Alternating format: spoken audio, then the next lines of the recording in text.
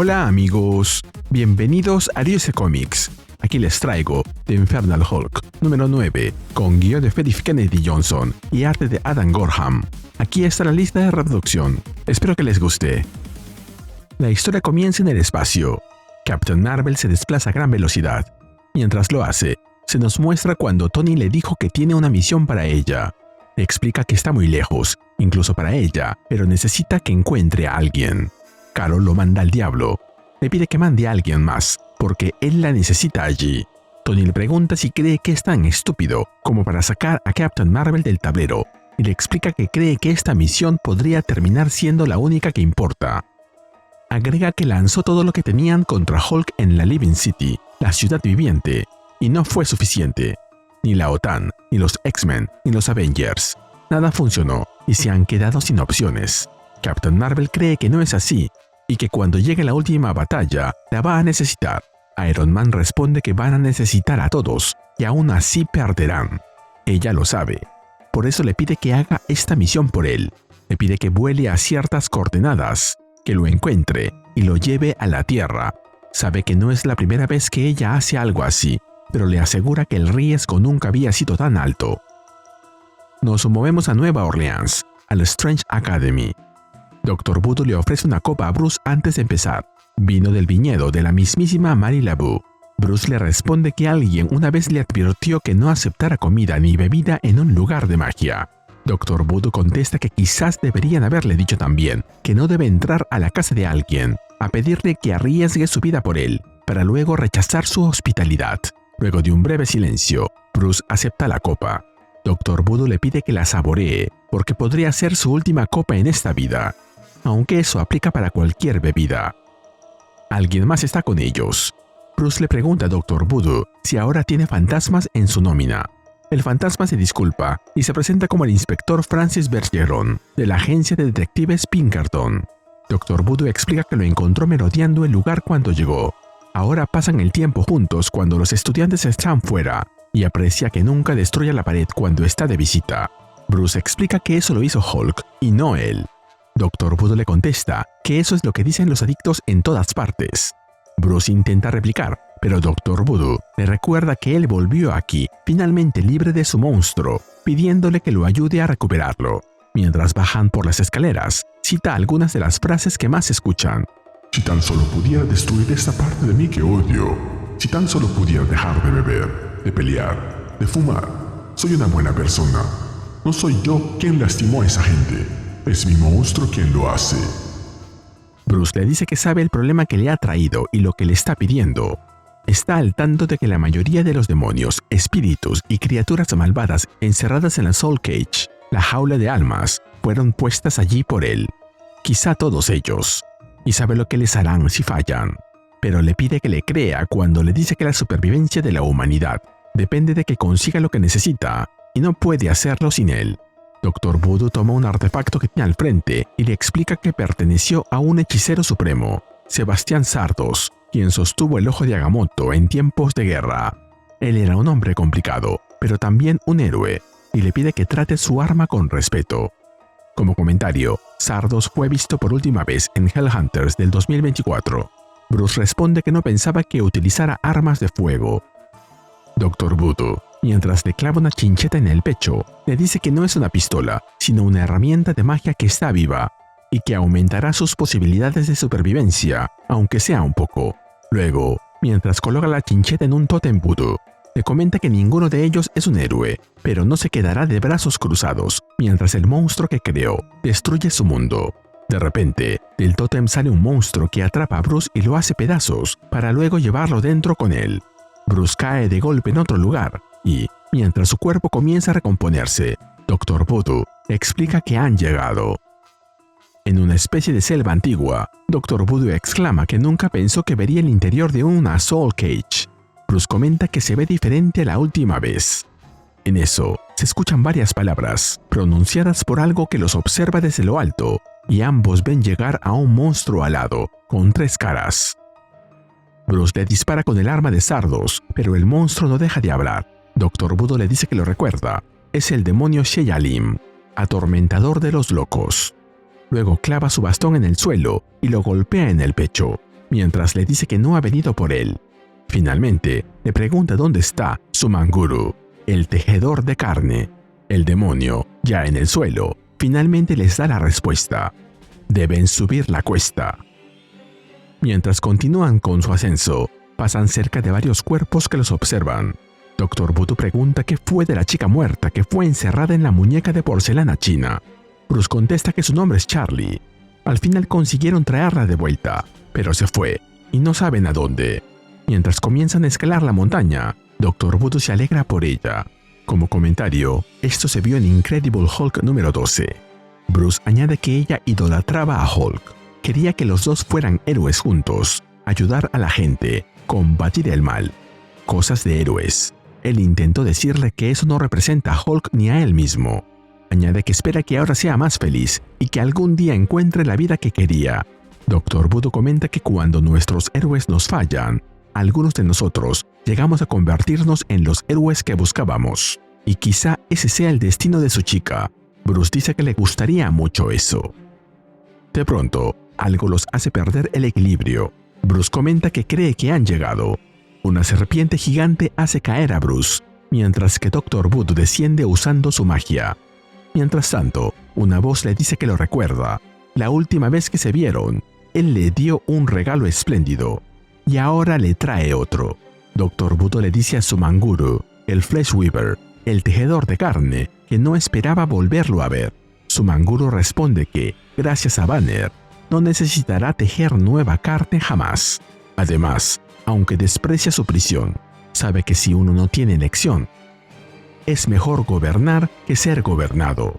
Frente a ellos se encuentra Sumanguru, quien tiene la apariencia de Hulk, junto a otros 3 exiliados en la Soul Cage. Como comentario, Sumanguru es un antiguo hechicero demoníaco que comenzó como un niño mortal y aprendió magia a cambio de atraer a otros niños hacia la muerte.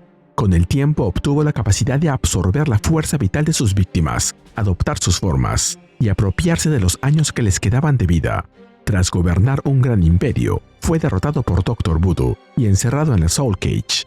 Allí, después de conseguir sangre de Bruce Banner, utilizó sus poderes de tejedor de carne para crear su propio cuerpo de Hulk.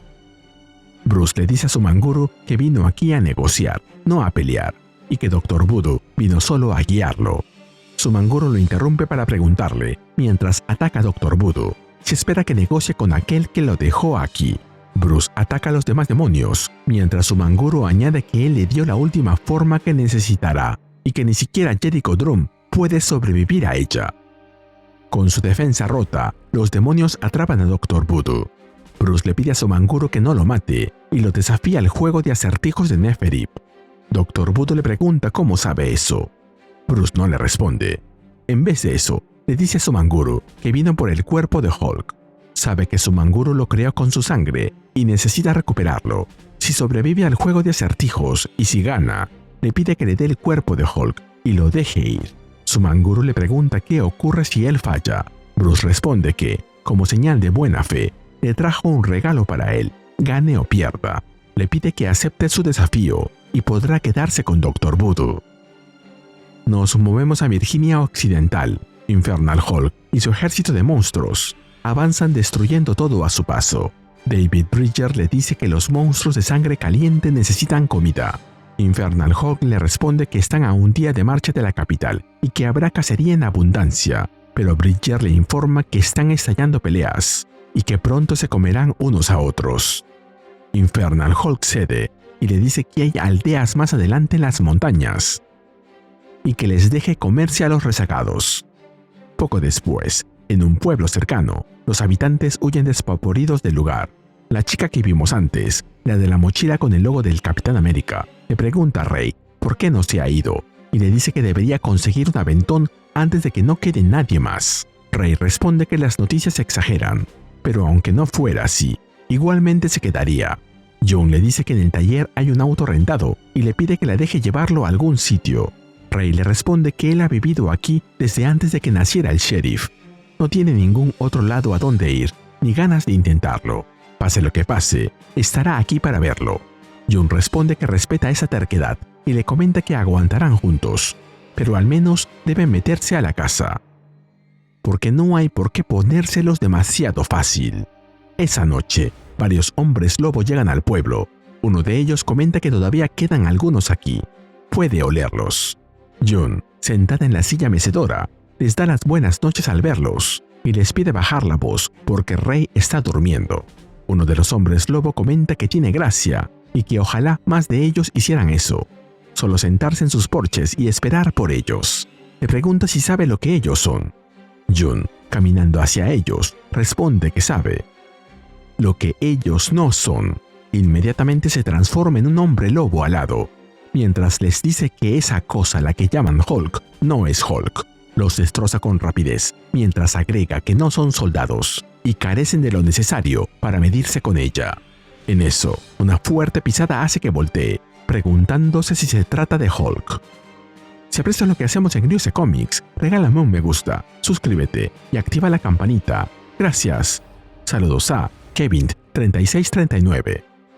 Delante de ella aparece Bridger, quien le pregunta qué diablos es ella. June le hace la misma pregunta. Bridger se presenta y le pregunta quién es ella, que acaba de masacrar a 2 de los suyos. June responde que, cuando tenía amigos, la llamaban Charlie, pero cuando mata a cobardes de porquería y les arranca la piel, la llaman Licana.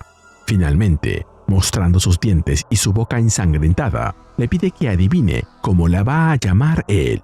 Y se nos cuenta que, en el siguiente número, veremos el juego del acertijo. Este número baja bastante las revoluciones. No tenemos grandes peleas, ni varias de las respuestas todavía, pero sí hay varias piezas colocándose al mismo tiempo. Tony manda a Carol a una misión secreta, porque ya prácticamente acepta que ni los Avengers, ni los X-Men, ni nadie más podrá detener a Infernal Hulk. Mientras Bruce entra en la Soul Cage, buscando una solución que podría salir muy mal. El problema es que estamos demasiado cerca del final y todavía quedan muchas cosas abiertas. Recordemos que esta serie termina en el número 10 y luego vendrá el evento Hulk War, la guerra Hulk. No sé cómo van a cerrar todo sin correr demasiado. Me gustó ver a Bruce con Dr. Voodoo. La conversación sobre su relación con Hulk fue de lo mejor del número, sobre todo cuando Jericho compara todo esto con una adicción. Bruce siempre ha tratado a Hulk como una parte separada, como si pudiera culpar al monstruo de todo lo que ocurre, pero al final vuelve a buscarlo una y otra vez. Incluso ahora que estaba libre, decide meterse en este lugar horrible para conseguir otro cuerpo. Puede que lo haga porque sabe que el mundo necesita a Hulk, pero también queda la duda de si Bruce realmente sabe vivir sin él. Su Manguru encaja perfecto con ese lado de horror oscuro que ha tenido esta historia. La Soul Cage está llena de criaturas grotescas, y él, con ese cuerpo de Hulk creado a partir de la sangre de Banner, da bastante mal rollo. Lo que sí me sorprendió fue que Bruce ofreciera a Dr. Voodoo como premio. Fue una jugada muy sucia, aunque la cara de Jericho hizo que el momento tuviera algo de gracia. Más le vale a Bruce tener un plan, porque ahora la vida de Dr. Voodoo depende de que gane ese juego. También me alegró ver de nuevo a Charlie. Su esperado retorno fue algo repentino, y habría estado bien prepararlo un poco más. Pero verla como Licana, defendiendo al pueblo y dejando claro que Infernal Hulk no es el verdadero Hulk, fue un gran momento. Además, ya se notan problemas dentro del ejército enemigo, así que quizá todo empiece a romperse desde dentro. Encima, ahora Infernal Hulk ya no salta, camina como cualquiera de nosotros. Quizá está recargando energías. Ahora quiero saber a quién busca Carol, qué está ocultando Bruce, y si el próximo número podrá resolver todo esto sin sentirse apresurado. Y así llegamos al final de este video. ¿Qué te pareció este número? Dímelo en los comentarios y mandaré saludos en el siguiente video de Ryuse Comics. Nos vemos allí.